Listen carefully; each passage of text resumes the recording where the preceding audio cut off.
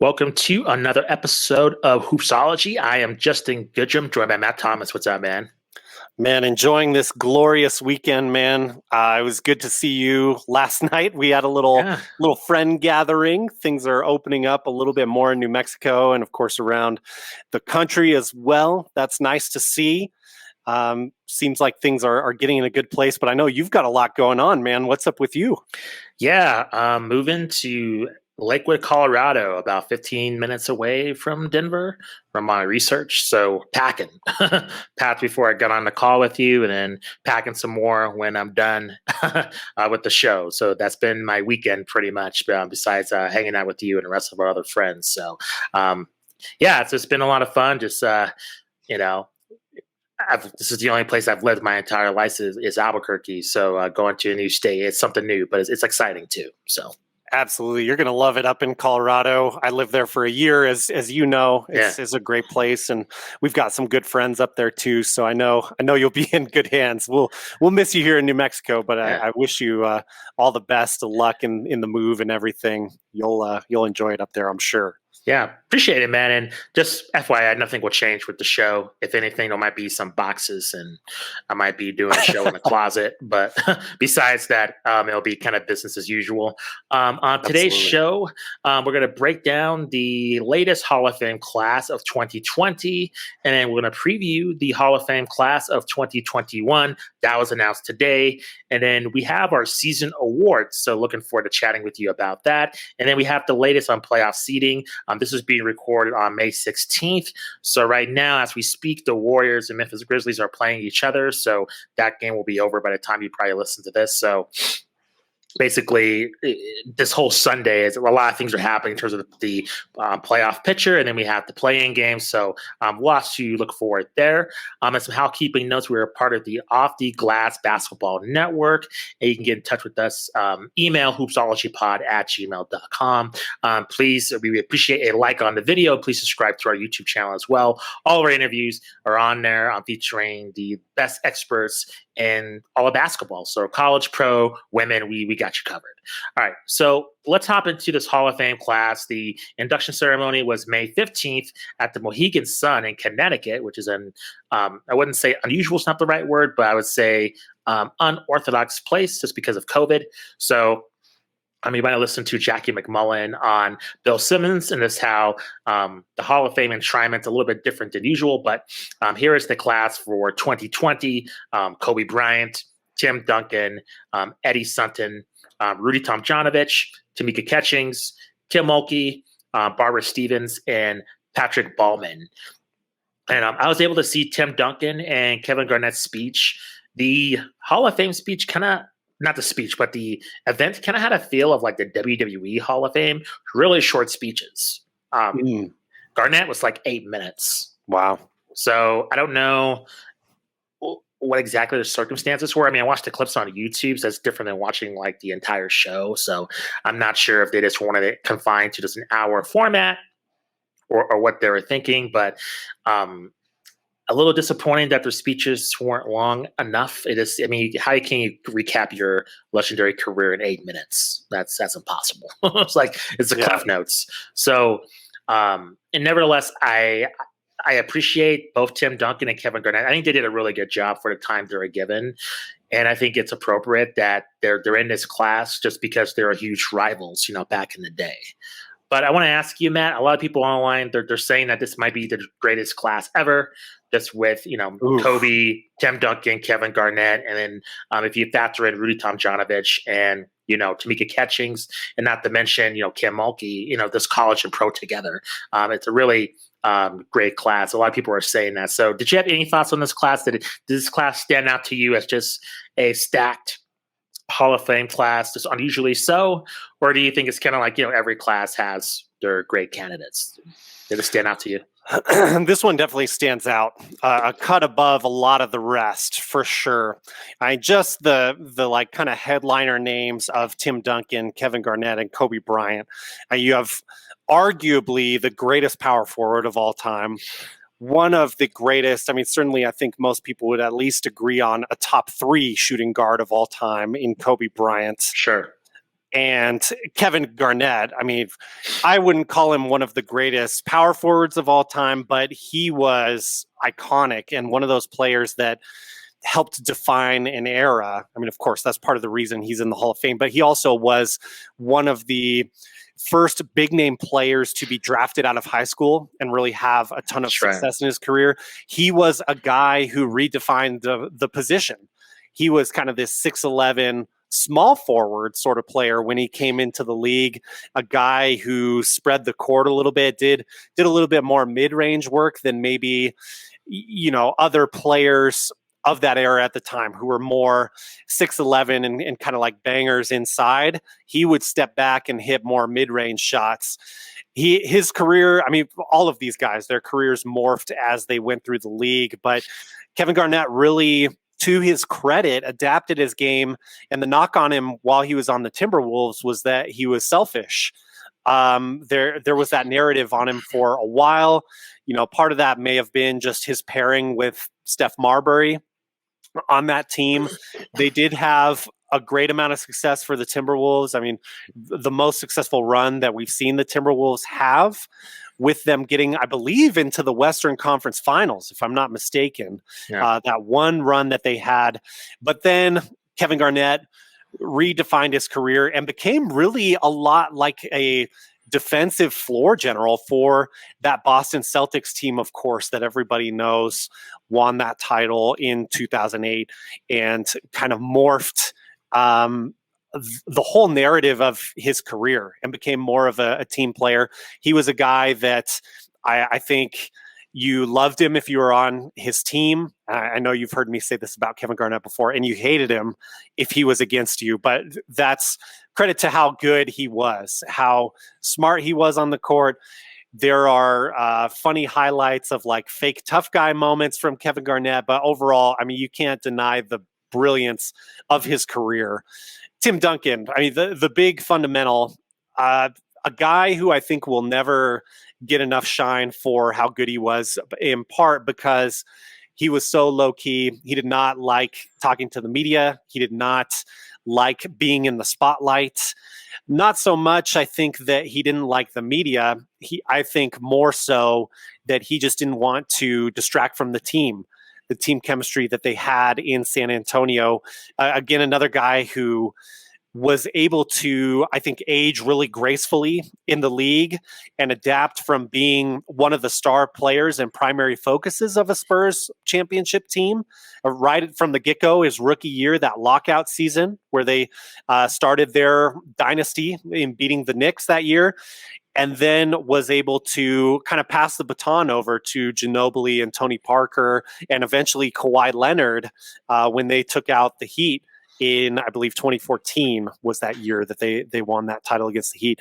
So a guy who was relevant from 99, that first year, his rookie year, Rookie of the Year award winner and NBA title winner, and then still very relevant, played a key role on the Spurs team that won the title in 2014, their most recent NBA championship. So can't say enough about Tim Duncan and just the outstanding player he is. He was so consistent, so fundamental, could do everything. I remember him shooting the ball off the backboard. He and like Scottie Pippen were those players that would go to that off the backboard mid-range shot that was so accurate for him.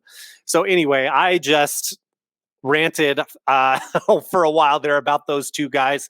Kobe Bryant, I feel like, sadly, because of his untimely death, we've talked about Kobe a lot, and it almost feels like he has had kind of the Hall of Fame discussion on him. But of course, everybody knows about Kobe and his Mamba mentality legacy and how he was able to have two very defined stages of his career, of course, with Shaq and then growing without Shaq and having success there too. Justin, please take it away. Give me your thoughts on these guys overall. Yeah, you summarized it right. I'll just say I think with Bryant, Tim Duncan, and Kevin Garnett, they were kind of the bridge to this next era of the NBA. Well put, yeah. I feel like the Jordan era is it's an era of basketball that I think has really swallowed up the history of the NBA, especially now. I mean, I don't get the sense that a lot of younger people talk about like the Showtime era or the Bad Boys or kind of the lore of the league before Jordan. It's kind of what's it? It's BMJ and after or AFJ, before MJ and after. Yeah. So he just because Michael Jordan is just such a massive figure in this the world of basketball, and I think with all three of these guys, they were a bridge for that. Um, I would say just my thoughts on all three of these guys. Tim Duncan, it's tough because I always use Tim Duncan in this way of he was able, while you're right, he was a very quiet guy and he may not get the accolades, 30, 50 years from now. At the same time, he was able to not only make a living, but be highly paid. And he was able just to be himself. Whereas in other sports, that might have severely hurt him in terms of his value as a player, where your personality matters more. So I think it was cool for Tim Duncan just to kind of be himself and not have to conform to this like superstar persona Hmm. and still get paid and still get those accolades. Like that didn't prevent him from making the all-star team or winning the title. Like he got everything that he should deserve for his accomplishments, and I think that's really cool. Kevin Garnett, I think he's a very polarizing figure. I like his intensity. Some things I've heard about him, he seems like a jerk, so I'm like not I don't I'm not really a fan of his from like a personal standpoint, but when he's out on the court, I mean, you can't deny what he brings. So I feel the same way. I think Yeah. it's excuse me, well deserved. And you're right in terms of the head-to-head battles between Duncan and Garnett. I mean, Duncan was superior in that fashion. Kobe's interesting. Kobe, it's his passing so untimely and it's Yeah. so unfortunate because I feel like the second phase of his career probably what it encompassed probably more than his accomplishments on the basketball court. Like I just had a feeling, especially with his involvement with the WNBA, it wouldn't surprise me if he was just like the president. He was like the commissioner or something. Like it was kind of going in that way just because he knew a lot of the players that were just coming into the WNBA. And I don't know, he had a more of a personal investment in the league compared to other players. So along with that and just, everything going on with his, just, his affiliation with Nike or was, and that's not happening now, but, and just also his stuff outside the court. And so it's unfortunate we weren't able to see that with Kobe and see how his legacy would have played out. But in terms of him on the court, I'll say this. I think there are times where he had performances that, disqualified him from being in that GOAT discussion. Like it's just after doing that, it's just you can't you can't be mentioned in that category with MJ. Doesn't mean he's less of a player or he's weak or any kind of way. But when you're dealing with like the greatest of all time, there's things that strike against him. But nevertheless, I think this was a great class. I think Kim Mulkey, I think that's a highlight to mention. Yeah. Tom Three-time, Janovich as well. yeah, both, and Tamika Catching. So a great class. All these speeches are on YouTube, so go check them out as well. Does you have any other thoughts about this class, Matt? Yeah. I mean, Eddie Sutton, I mean, Yeah, certainly agreed. kind of a controversial figure, but Yeah, but a huge name. I mean, lots of huge coaching names in agreed. here as well.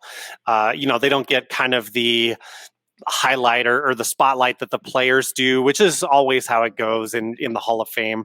But some pretty big names there too, with Rudy Tomjanovich and Sure. the names that you mentioned there. So overall a really strong class when you weigh in that these coaches were big time coaches in both the college and professional games. It's a great class. I mean, what else can you say? And I think your comments were spot on there about Kobe and otherwise.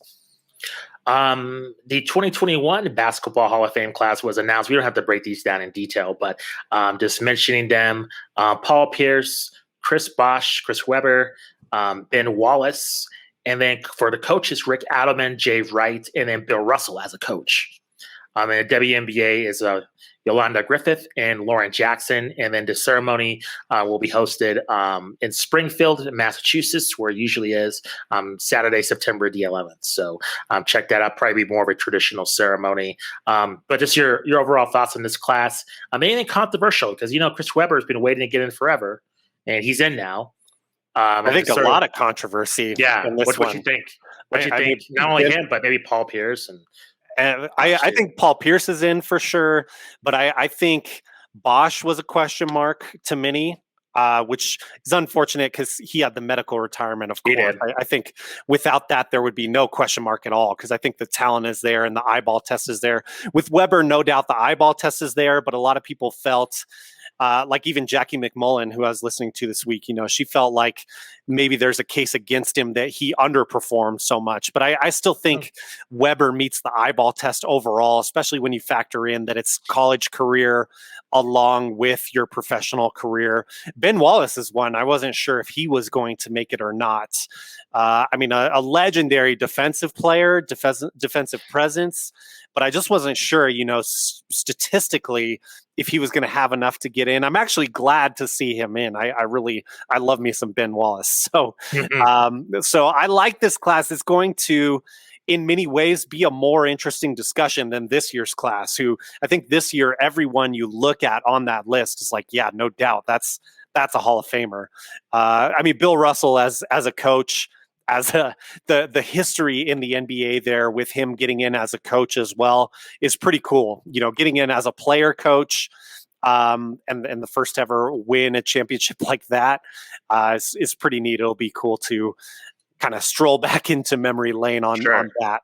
And I think that'll honestly be one of the main highlights of the Hall of Fame next year, because I think that has a lot more shine on it than some of these player careers. No disrespect to any of those players mentioned, but you probably have Paul Pierce as kind of your headline player as far as like statistics and overall NBA career anyway. So it's going to be an interesting discussion next year as we get close to that.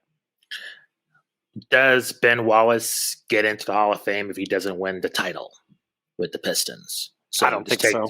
Yeah, the title. So you think, in saying that, Vince Carter, when he just recently retired, is he in or out? Oh man, it's tough. I think he's in. I think he's in. If this sounds so mean. I hate to keep bringing this up, but like when you consider that Mitch Richmond is in, to like not put Vince Carter in, who has the greatest dunk ever. We've talked about it before. Who had success in the international game. There are some like championships that way. So even though, if you're saying Chris Webber has a letdown of an NBA career, which I think most people would agree with, you can say the same thing about Vince Carter overall as a star player. He later became a journeyman and had longevity to his career, but he wasn't the primary option for, the past 5 to 8 years of his career, maybe, where he wasn't one of the top options on the team. But I think overall the numbers are there that he belongs in the Hall. Yeah, for sure. I always like these speeches. It kind of, the criteria is so subjective, right? Yeah. It's kind of like everybody just has their own opinion of what is a Hall of Famer in their mind. So I don't know. I don't seem to get super upset about these things. It's kind of like, well, it's a lifetime achievement award for your hard work. You dedicated, your life to the sport since you're a child in most cases. So it's something that I'm not too, broken up about compared to other people on social media. But it'll be cool to see. I'm looking forward to Ben Wallace's speech, because he's just such a quiet figure. It's kind of similar to Tim Duncan. Like, you don't hear him talk a lot. The other three, they're all in the media all the time. Even though Bosch is probably the introverted of the three of them, but still, you see him out and about saying stuff. So it'll be interesting to hear about Ben Wallace, and also with the coaches too, with Rick Adelman and Jay Wright. So I think it'll be cool just to see that induction as well. So it's going to be another entertaining class of speeches for sure. Lots of big names. Yeah, for sure. Agreed. If you don't mind, Let's get let's to it. move on to our season awards. The season, I believe, concludes today, right? The regular season. This is the last This is day. the last day. Sunday. We get the Okay, playoffs starting on Tuesday. gotcha. That's not a lot of rest. It is not. We're That's a jumping quick right turnaround. into it. That's how it Yeah, usually goes, though. That's yeah, no it's different true. than the norm. It's true. I just That's think because of yep. the pandemic, like, I don't think they had a choice just because it is an Olympic year. So you just had to go bang, bang, bang if you're just going to reset the calendar, unfortunately for the players. But anyway, we talked about MVP last week. And I think we both agreed that Nikolai Jokic is unanimous. It should be not unanimous, but should be the MVP of the league.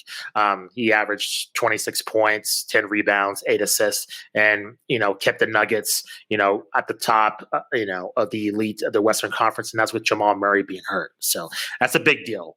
So we have other awards, including Most Improved Player, Coach of the Year, Defensive Player of the Year, Rookie of the Year, and Sixth Man of the Year.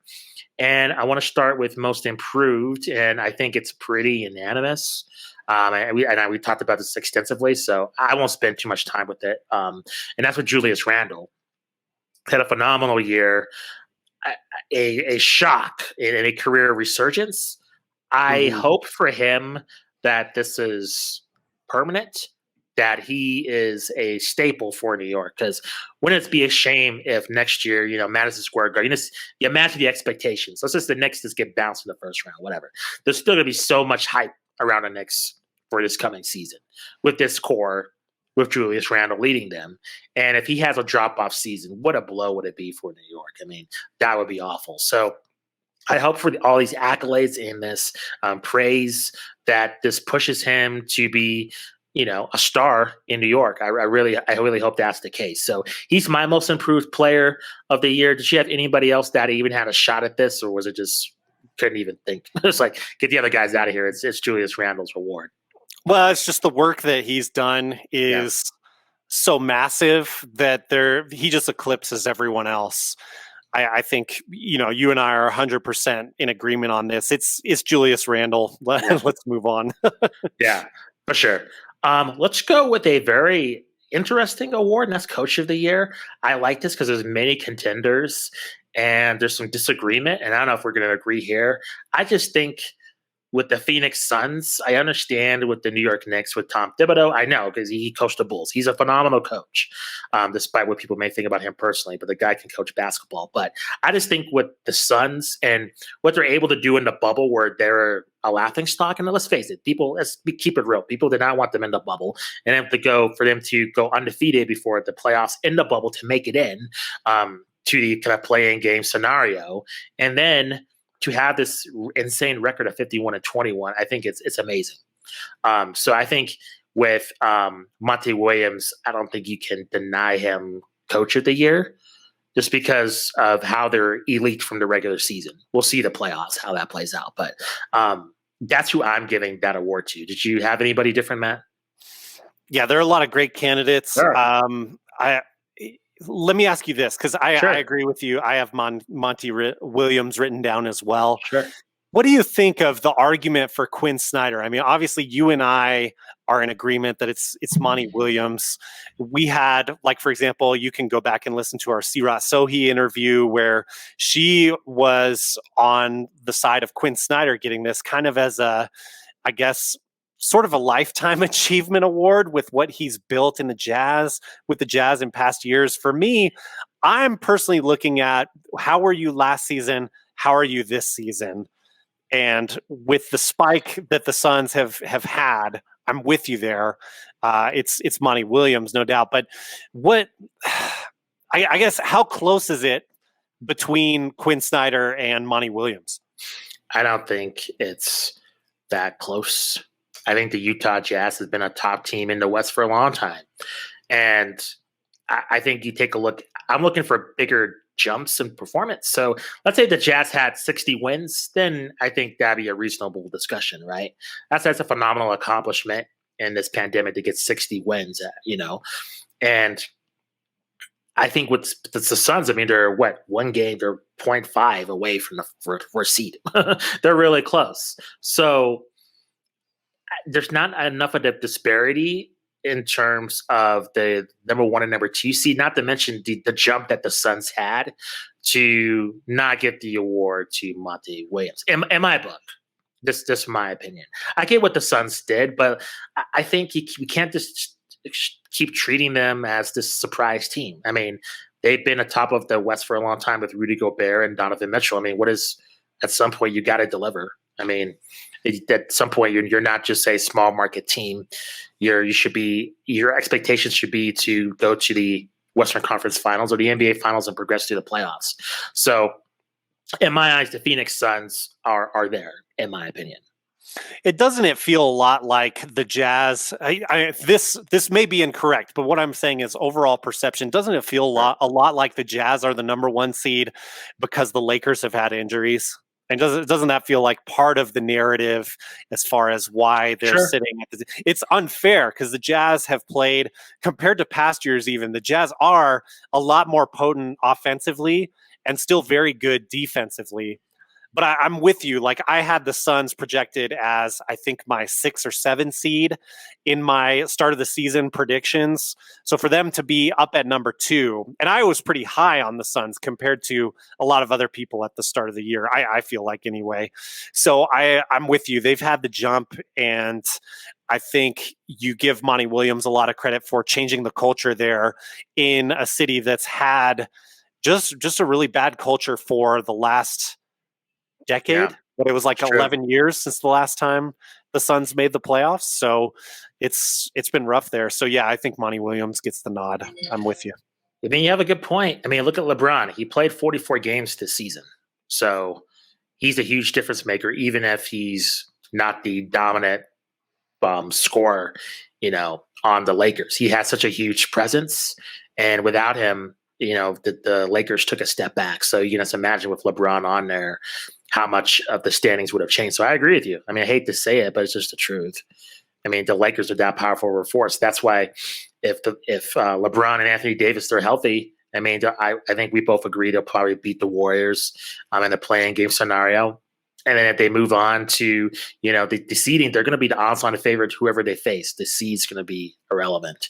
And especially, I mean, people were pointing, fans coming back into the stands, but it just depends on whatever state. I mean, I don't think, even if it's full capacity, I don't think that matters with just how, loaded with veterans the Lakers have. So, and LeBron looked good the other night. Yeah, LeBron looked like he's able to run the court just fine. So it may all be falling into the place for the Lakers here. What award did you want to look at next? I got Defensive Player of the Year. Full disclosure, I hate this award. I don't know. It's never, has too much resonance with me. I picked Rudy Gobert. I think he stands out defensively, but by no means am I married to that decision. Did you have anybody else, Matt? That's a good one. Also, kind of awarding the Jazz for the success that they've had that year, and that's certainly the side of the ball that Rudy Gobert makes the most impact on. So I think that's a great pick. I had Bam Adebayo just for his ability to guard different positions, his ability to kind of carry over from last year, maybe unfairly so, since I just said I wouldn't do that for the Jazz, but. But I think like his ability to bother Giannis kind of shows his defensive versatility. I wouldn't have given Bam this award, but the Heat have been better lately. And part of that is Jimmy Butler too, certainly. That's true. You can't give it to both. Here's who I would really like to give this award to is just the Knicks as a whole. Because that's really more the story than Julius Randle being amazing. It's more the system that whole team has bought into, thanks to Tom Thibodeau at the head there. But that's who I would love to give this award to if I could, since we have to give it to a singular player. I'm going to go with Bam Adebayo. Do you buy any of the noise that Ben Simmons deserved this award? I know he was a popular candidate for this. He's a contender for sure. I mean, if he were to win it, I don't think it would have too much opposition. I mean, that's the greatest strength of his game. I mean, I've never had a problem with him defensively. My problem's with him offensively, and people thinking he's like this world beater player. Like, it's not true. If that was the case, then the 76ers would be the odds-on favorite to win the NBA title. If Ben Simmons was a offensive force, but he's not. defense is where he makes his bread and butter. So I don't have a problem if some people are picking Ben Simmons. I don't think that's an insane pick to make. Mm. Yeah, I'm with you there. It's his greatest asset, and I think there's more of a case for it than there has been in years past as we get more and more tied to the three-point shot as a league.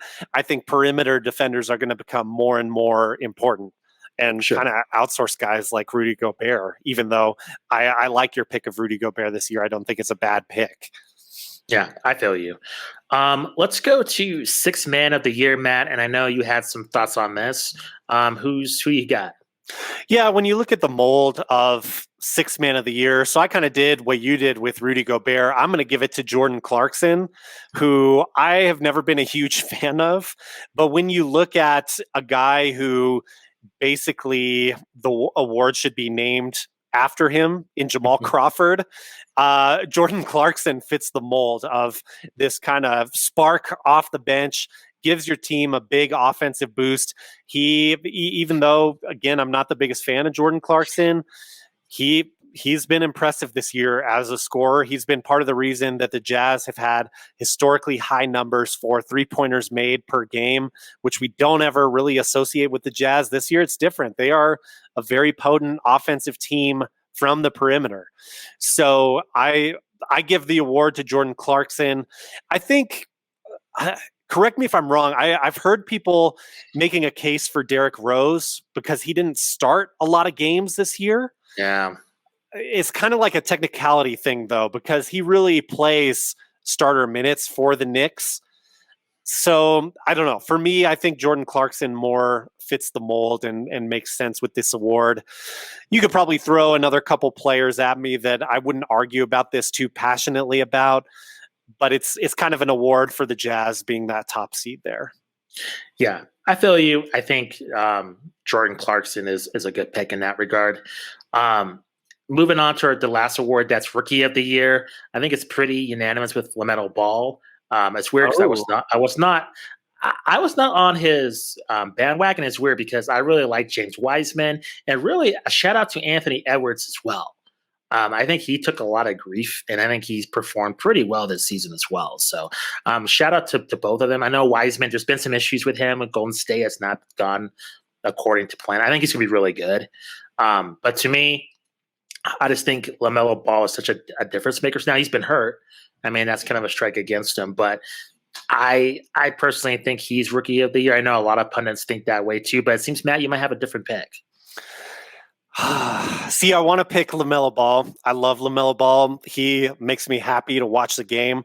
He makes me happy seeing how really, in my opinion, he single-handedly has changed the culture in Charlotte, especially when you saw them early and how electric they would be when he would come off the bench. So I love that pick just based on my own rules for players missing time. Like I didn't even consider Joel Embiid for MVP just because of the time he has missed due to injury. Understood. I know some people don't agree with me on that. LaMelo Ball missed more than 20 games this year. So to me, with Anthony Edwards, I believe playing at least 64 games this year, to me, that's why he gets the Rookie of the Year award. I don't like the pick, though, because of how bad the Timberwolves have been this year. And his usage rate has been sky high because of that. So I almost feel like it's kind of a default award for him. And I like Anthony Edwards. I think he's a very likable dude. I think he's going to be a star in this league moving forward. So that's not a knock against him. It's kind of, though, just an award by default. Because if LaMelo Ball had played more games, I would no doubt give this award to him instead. So I love your pick of LaMelo Ball because I like him for this better than Anthony Edwards. I'm just going by games played, which is why by default, I give it to Anthony Edwards. Well, it's tough because I think LeBron's in the kind of a similar position with like all NBA, like he didn't really play that much, but clearly when he's playing, he was MVP level. He was MVP level the start of this year. Agreed. But I'm with you. I don't think if I put him on an all NBA team, it would be like third team. Just because, like you said, 44 games played. That's tough. Yeah. It's going to be real interesting to see how that plays out with the injuries. Anything else you wanted to comment about these season awards, Matt, or can we move on to the playoff picture? Let's move on, man. I think it's pretty straightforward. I think, unfortunately, the COVID, the strangeness of the Yeah, season messed with these awards a little bit, and a lot of it in some cases, yeah, it's been unfortunately. weird. Yeah, So I think that's why maybe we're not quite as passionate about these awards as we would be in other years, because some of this is just like, well, how much was this guy there? yeah, So that's a big reason why, to me, Jokic is winning MVP. Because he was there and he lifted that team up. And actually, he had like kind of a positive spin to his award because of the injury to Jamal Murray and how he lifted up that team. So again, it's kind of like this negative narrative thing, but he was able to make a positive out of something that affected his team. So it's a weird year. It's going to be looked back on as another weird year. Not quite as weird as the year before it, but yeah. it's just a strange year. It is for sure. The playoff picture, as we talked about at the top of the show, it concludes today, Sunday, May 16th, and basically there's some games that could affect the playoff picture. Mostly in the West right now. The Grizzlies are playing the Warriors. They're winning 71-58. We'll see if that lasts. And again, you'll get that result when you're listening to this. I want to put more of a focus on the Eastern Conference because we kind of discussed the West last week, and just in terms of these standings, they seems to be all a lock here. We have the 76ers as the first seed. The Nets are the second seed. The Milwaukee Bucks are the third seed. The Knicks clinch the fourth seed, beating the Boston Celtics. Today, the Atlanta Hawks have the fifth seed. The Heat have the sixth seed. The Celtics will have the seventh seed, and then you have the Wizards, an unbelievable comeback. I mean, people were, how many jokes people were making about the Wizards, but they got the eighth myself seed. included on our trends, like almost every week at the start of the year. It's true. Yeah, good for them. Yeah, and then you have the Indiana Pacers and then the Charlotte Hornets. And then my Chicago Bulls did not make the play-in picture, which is well-deserved. I wasn't expecting them anyway. I understand they made the trade earlier this year, but just with the injuries to Zach LaVine, I knew they didn't have a shot. But the Hornets, they get the 10th seed. So the Pacers, they're the 9th seed, and the Charlotte Hornets are the 10th. So with the playoff picture now, and correct me if I'm wrong with the playing game scenario with the play-in tournament, the Indiana Pacers will play the Charlotte Hornets. That's right. And that's the 9-10 matchup. And then the 7-8 matchup will be the Boston Celtics versus the Washington Wizards. And man, oh man, if the Wizards beat the Boston Celtics, is Brad Stevens out of the job if that happens? I don't think he should be. I think a lot of writers in the league are with me that they don't think that it's Brad Stevens' fault. I think Brad Stevens is really tight with Danny Ainge. I don't think he's gone after this year unless there's other stuff going on behind the scenes that we don't know about, especially with the news that Jaylen Brown's season is over. I think that also buys kind of another excuse for him. I don't think Brad Stevens forgot how to coach, but I do think he's on the hot seat early next year if they start off struggling. That's the way I perceive it. I don't know. Am I missing something? Do you think he is on the hot seat? Well, I just think the expectations of this team was extremely high, right? And I think as an organization, they're going to have to make a choice. Is Jaylen Brown and Jason Tatum what we thought they were going to be, or is this a coaching issue? I like both players. I think they're superstar caliber. I don't really know what the heck's going on here. I thought, you got rid of Kyrie Irving, which was a clear toxic environment he was bringing into. Gordon Hayward is gone. That means, that's one less, I would say. When he got there, I think a lot of people were thinking of him as a superstar, but one less, player that needs the ball to really worry about. And it still has not worked out. This has been a massive disappointment. And I think Brad Stevens is culpable for that. I mean, they should not be playing the Wizards in the playing game. There's just the team's too talented. The way they're built, the way that they play, I think it's a disappointment. And if they get bounced by the Wizards if they lose. If I'm a Celtics fan, I think there's some questions that need to be asked. That what is the kind of the fate of this team with Brad Stevens at the helm? I understand what's going on with their injuries, but at the same time, this is a massive hit. Just as the shock with the Phoenix Suns was with the 2 seed, Boston at being number 7. I mean, that's just equally shocking to me. Yeah, and I think, one of the unsung stories about this Celtics team is they lost a lot of veteran leadership. So even though you had kind of your nucleus still intact of Marcus Smart, Sure. Jason Tatum, sure, Jaylen Brown, Kemba is a veteran, but he hasn't really had much success in the It playoffs. hasn't. You lost guys like Al Horford. You lost guys like I can't place his name, but he's on the Suns right now. Played for the Heat last year. Small forward. Anyway, tough guy. You lost a lot of veteran leadership on this team. Daniel Tice is not on the team anymore. It's kind of a tough, versatile big. So I think this team went back to being pretty young. And then if you look at the way they were hit by COVID restrictions more than any other team in the league, I think that's kind of the nuance of this situation that saves Brad Stevens' job. But you're right about the concern about long-term problems is, okay, you have maybe these circumstances that save your job, but what's the plan moving forward? Because we still have Jaylen Brown, we still have Jason Tatum as the foundation of this team. Are we moving on from Marcus Smart? Are we keeping him? What is the next thing here? Can we sign some like veteran minimum contracts that get some of that leadership on this team that maybe they were missing out on this year? There's a lot of problems, no doubt, because we were expecting this jump up from both Jason Tatum and Jaylen Brown. We got that from Jaylen Brown. Jason Tatum missed a lot of time this year.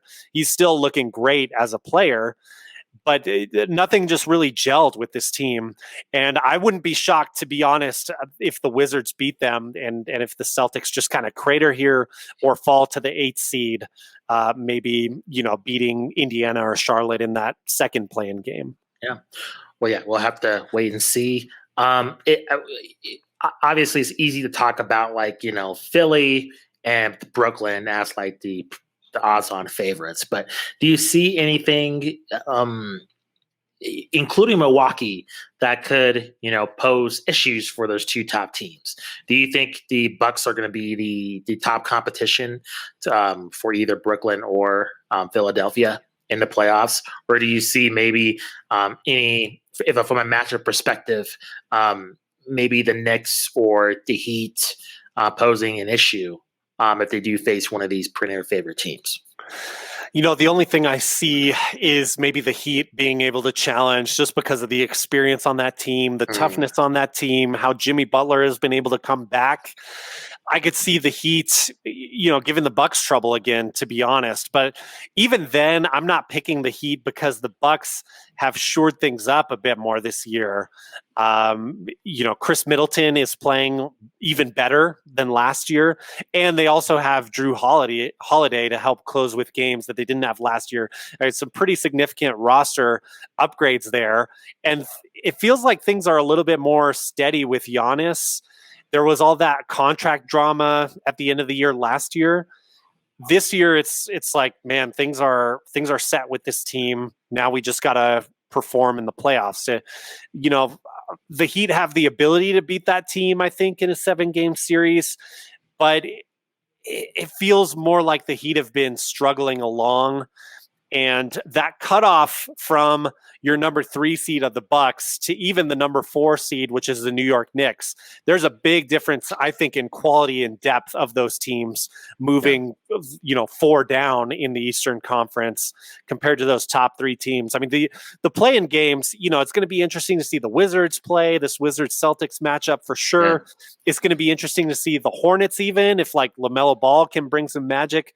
But let's be honest, like you're going into a buzzsaw facing up against the 76ers who have locked up the East, or the Nets who all 3 of these guys are coming back. Just so happens they all played against your Chicago Bulls last night.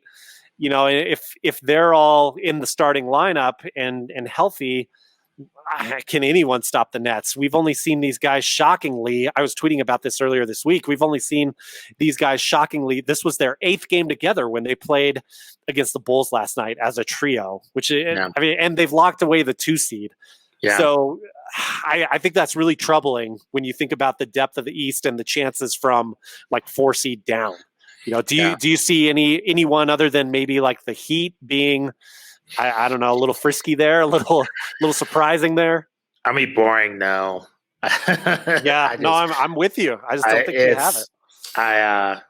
I think it's pretty much comes down to Philly and Brooklyn, and I'm kind of, I don't know, with the Lakers, I just believe in them so much that they have LeBron and Anthony Davis that I think it's a lock for them, honestly, to repeat as the champions. But I think it'll be a lot more exciting. I kind of hope, like, I don't hope for injuries, but if somehow the Lakers are not able to make it to the NBA Finals, it would be cool to see another representative there.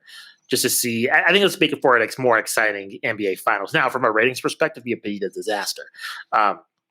Because if you look, honestly, the Clippers would probably be the best hope from a ratings perspective in terms of eyeballs. So like the Clippers or the Nets or Clippers 76ers. But yeah, I think it's from if you're a executive in the league, you're very nervous about this playoffs because I can see it tanking big time in the NBA Finals. Even though, if we get the Suns and Brooklyn, that'd be very interesting. Like, that'd be a very underdog type of matchup. I think that'd be fun to see. At the same time, I just don't think as a team yet Brooklyn has any traction in terms of that must see. I mean, you're talking about them being the villains. The thing about the Miami Heat, you wanted to see the Heat lose. They were compelling to watch as a team, even though people hated their guts. They were good for the league, and I think with Brooklyn, there's some dislike there, but not enough to hate watch them.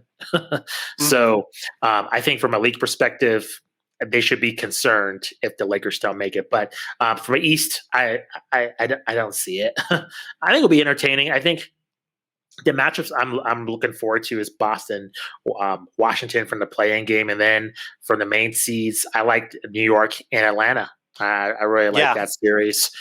Just to see what this New York Knicks team is made out of. So overall, I'm excited for the playoffs. I think there's more mystery in what's going to happen just because we haven't seen Brooklyn that much together overall. So, and also we don't know about the 76ers. I mean, they're the number 1 seed, but when they were the favorites, we all know what happened against the Toronto Raptors, right, with Kawhi. So they're in the number 1 seed and they're in a power position, but that's with the playoffs is different, And if you don't deliver, that kind of sticks with you. And that includes somebody like James Harden, This is the first time, all assumption is that probably the Nets are going to the NBA Finals. How is James Harden going to handle that? What kind of role is he going to have, compared to Kyrie and Kevin Durant? I mean, that's an intriguing thing to watch. So I'm excited overall, but again, it's weird because I'm excited for the playoffs, but I think it's a little bit predictable with the power teams, but at least in the East. So we'll just have to see. Yeah, I'm with you. And, things haven't changed in the last 10 years. I mean, pretty much whatever team LeBron is on is going to be a huge factor. Yeah. And that continues to be the case if they're healthy. Let me ask you this. Who are you just personally? I know the Bulls are out of the playoffs. My Rockets aren't in the playoffs. So we both kind of similarly have, adopted teams to root for. Maybe personally, I think you and I probably both are pulling for the Suns and the Nuggets to surprise just because of their likability. Correct me if I'm wrong. Part of that is one of our buddies is a diehard Suns fan. Sure. So we want to see them be happy. But are there any other teams, maybe from the East or otherwise, that you're just kind of personally rooting for them, either because of the narrative or players you like, franchise that you like? Let me ask you that. Because I feel like, locally, like maybe a lot of people are rooting for the Nets. I kind of don't really feel it on on a national scale. I don't think people are like, yay, go Nets. I feel like, of course, Lakers have a huge fan base, so they're going to be pulling for the Lakers. But, on a national scale, I don't know that everyone's like, yay, go Lakers, go LeBron, other than, LeBron maniacs. Is there anyone else that you're really just kind of pulling for because you like the team or want to see a player kind of move to the next level in his career? Not really, to be honest. At least in the East, the West has all the teams I'm really compelled by. Like, I like the Jazz Nuggets rivalry. I like Dallas with Luka. I want to see what Devin Booker can do with the Suns. The compelling, even with we talked about it last week with the Lakers and the Warriors. Like, if they end up playing each other, that's a compelling game with Steph Curry, right? And even with the Memphis with Ja Morant. So all the players that I'm into, they're in the Western Conference, and in the East, there's a lot of favorites, and I think if anything, the player to watch is Giannis. Yeah. Like, what's is it put up or shut up time with him? So that's probably, if you were to force me to pick a team in the East, probably the Milwaukee Bucks. Yeah. Just because I'm like, what can this team do with him as their leader? And that's my next question for you is, and I know we got to get going here. We got to wrap up for other things that we're doing, hint, hint. But what would it do for Giannis's legacy to make it through the East, make it past, let's say he goes in the second round through the Nets. Let's say he goes in the, finals round through the 76ers, if things go kind of chalk. Mm-hmm. What does that do for his legacy? How much does that elevate him? It elevates it big time because you're beating a prohibitive favorite. Now, the bummer is that, you know how Twitter works. People use things against you fairly easily. So you're going to see, the easiest thing is, oh, we're in a pandemic if they beat the Nets, right? Well, they're not cohesive. It's their first year. All this other BS, excuses, which I think is fairly unfair. So I think in normal circumstances, he would get a lot more credit. But I just think with this season just being so weird, I can see it being kind of like a semi-asterisk kind of years. Like, oh, well, you beat them when there's, and how people argue. They don't think they rationalize their arguments, but I think there might be a movement just to not give him the full credit, even though he deserves it. But I think maybe, I'm being a little bit cynical, but if you believe the goodwill of people to actually look through things, he should get the credit he deserves. But that's where the weirdness of this NBA season, it could just be like, let's prove it to me when you're playing 81 games and when they're like a solid unit. If you get past Brooklyn, I mean, you got lucky once. I can see that kind of argument being like, well, you pulled off a miracle once. Can you be steady and still, be consistent in the East every year? But I will say it's cool to at least see the East, like, it has some hierarchy there, right? I don't think we're saying, hey, there's only one team to care about and, other teams can go away. I think there's at least that power there of like, I'm intrigued to see at least the top 3, top 4, what they can do in a NBA final situation. And usually we don't see that. It's usually 1 or 2 teams. So. Yeah, it's kind of like this year is a power grab year in the East because a lot of these teams aren't able to change their makeup, their construction for the next couple of years. Like the Sixers, you're locked in a lot of ways, I think, with Embiid, and maybe you can make a decision about Ben Simmons after this year if you really don't like what you see. But that would be pretty monumental. The Nets, obviously, you're locked in there. The Bucks, you're locked in there with your top 3 guys. I mean, Holiday signed long term, Giannis signed long term, Middleton signed long term. So really, I mean, it's a year that could elevate Giannis a lot. It's a year that could also, like, if the Bucks are out in the second round, that's true. Man, that could be brutal for that franchise and for their hopes. I mean, they might have to trade a major piece to keep Giannis happy, even though they've got him locked into contract. You know how things work. I mean, the second someone complains, you better get moving real quick, or they're going to push their way out of your city. Now, I think Giannis is a little bit different. I think he seems to really appreciate that franchise, but everything is conditional, of course. So yeah, I'm with you. I think there are more interesting narratives on the East there in many ways depending on how the playing game. So, like the playing games maybe are more interesting in the West because you could have Warriors Lakers, like we talked about a lot last week. But the big teams moving through maybe a little bit more interesting in the East. Agreed. And it looks like that eighth spot's going to be locked up by the Warriors. They have a pretty handled lead. It's about 10 minutes left in the fourth quarter. It's 86-72 Golden State. Lakers play the Pelicans later tonight, which will help determine that play-in game seeding. Yeah. I think it's still pretty likely that the Lakers are going to be locked into that 7th seed, but yeah, we can't confirm that yet. Yeah. That's pretty much it on my thoughts, Matt. Did you have anything else you wanted to touch on?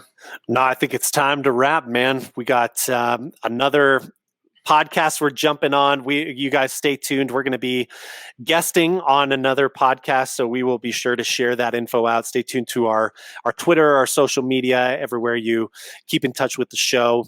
It's going to be a really fun chat with another podcast coming up. Agreed. Yeah. So stay tuned for that episode.